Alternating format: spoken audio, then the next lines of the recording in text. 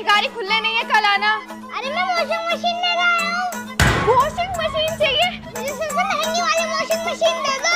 आओ चलो देती हूँ। ये रही सबसे महंगी वाली वॉशिंग मशीन सर, 50,000 रुपए की है। ये वाली दे दो तो मैडम। चलो आओ।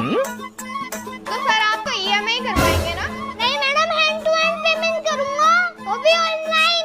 अच्छा चलो सर, तो फिर आप इस पे कर दो पेमेंट। ठीक है तो करता हूँ।